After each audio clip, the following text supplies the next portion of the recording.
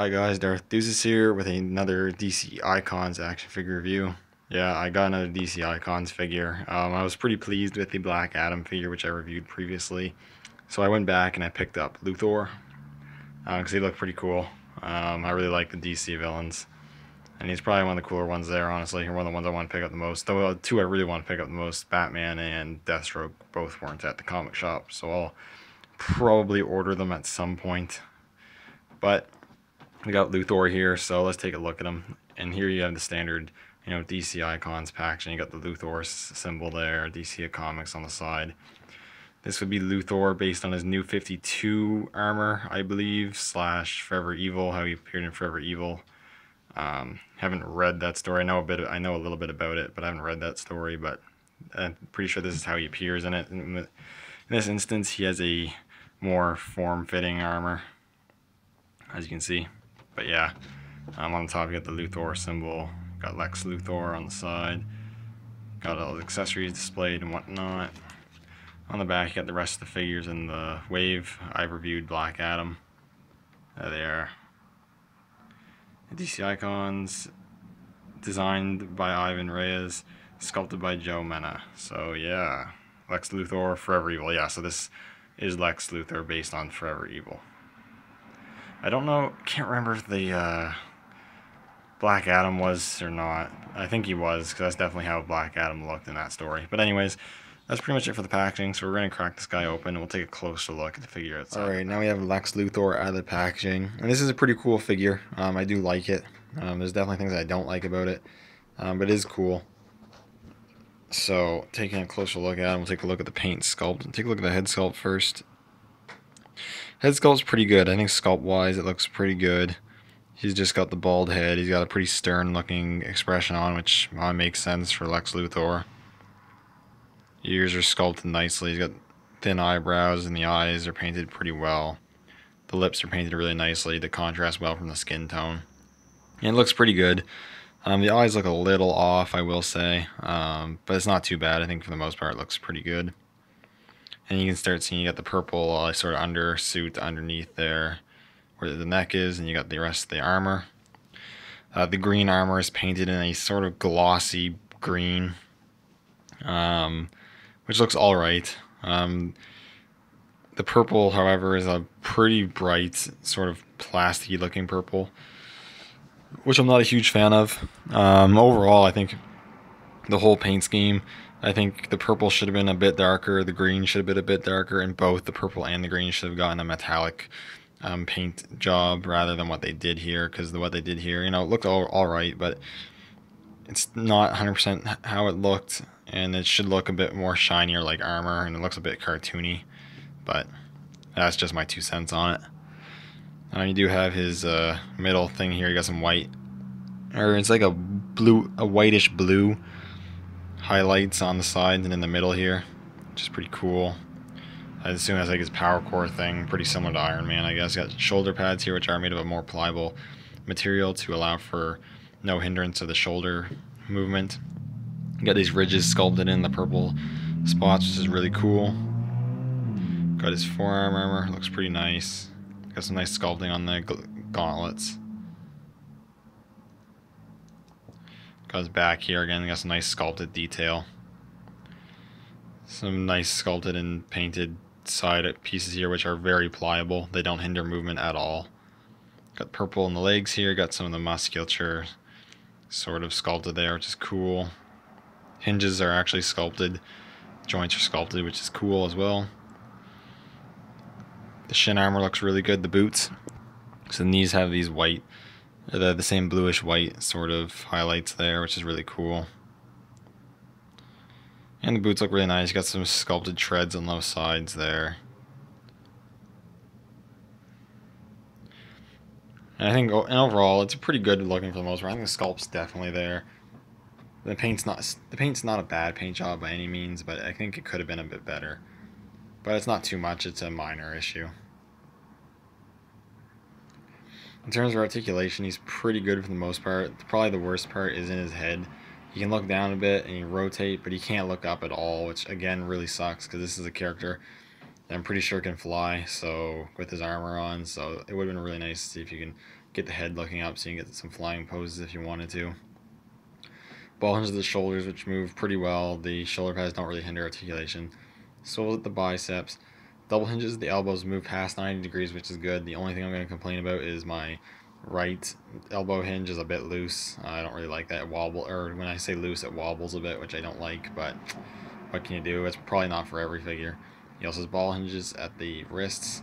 One thing to keep note for these wrists and just all the interchangeable wrists he comes with, you should unport them out of his arms before you ever move them, and just work the joints so that they move and aren't sticking or anything, because I've heard of a lot of people's Luthor's wrists breaking because they try to move it when they first get out of the packaging, and it's really stuck and ends up snapping off the peg. So I recommend taking them out and working them and making sure they move nicely. Then you have a diaphragm joint, which rotates for the most part, not much pivot. Ab crunch joint, which moves okay. Ball hinges at the hips to move really far out, almost full splits out, which is amazingly good, and move forward and back pretty good. Double hinges at the knees, a swivel cut at the calf area, a hinge at the ankle, which can't really move up at all. It can move back a bit, and an ankle pivot, which moves just okay because the leg armor does hinder some of that articulation. But the articulation is pretty good. I can't complain too much. And then in terms of accessories, he comes with a few interchangeable hands and parts and whatnot, which is pretty cool. So as you can see on him right now, he does have his just balled fist punching hands, which is cool. That's how he comes packed. You also get a set of open palm hands, I guess. They're not really going to be able to grip any accessory, just kind of open hands, so you just have them kind of more relaxed. Or I'm pretty sure he can also fire blasts out of his hands, so you can have him sort of in a pose to make it look like he's going to shoot a blast out of his hand, which is cool. He also comes with this hand here, which is holding the golden lightning rod from the future. I'm pretty sure this is the lightning rod, which they use to, from how I understand it, they use to redirect Black Adam's lightning. So that's cool.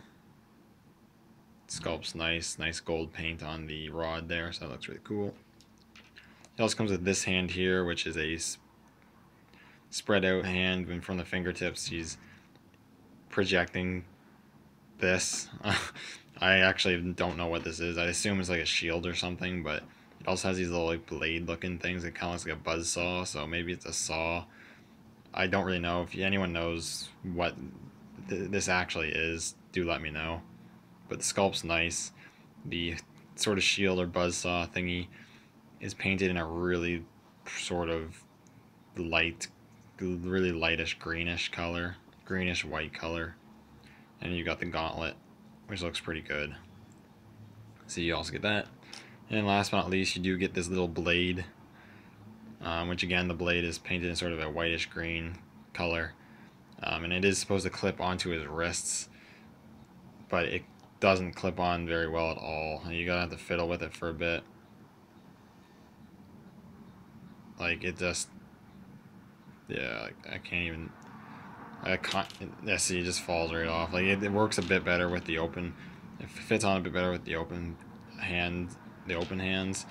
The balled fist hand, it is pretty hard to get it on there. You feel around it, you can get it on, but even once you get it on, it's still not on there tightly. So that does really suck. That is like that. They should have, in my opinion, maybe they should have just made it another interchangeable hand, so it was just stuck on there. But it is what it is, I guess.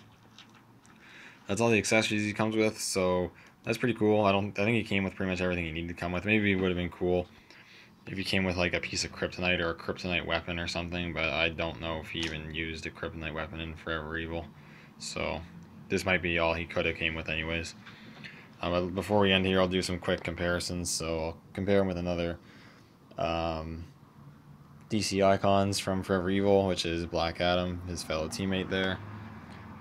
Black Adam's just a little bit bigger than him, which makes sense, though at the same time I think Luthor should be a little taller with his armor on, and I think even then I think Black Adam should still be a bit bigger too.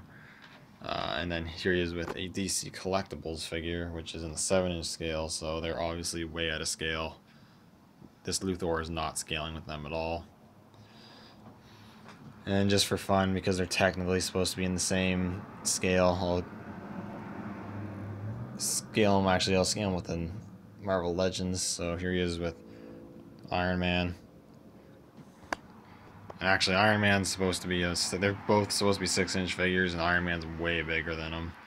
So that is interesting. This Luthor is pretty small. The moving and yeah, like even Black Adam's it's a bit shorter than the Iron Man, which makes like 0 sense.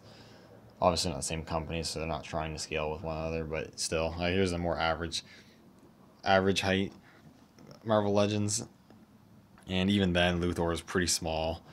So with Luthor wearing armor, even if it's as small as armor as this, he should still be at least the same size as Deadpool, if not a bit bigger. So that's a little unfortunate. I do think this figure is a bit on the small side for sure.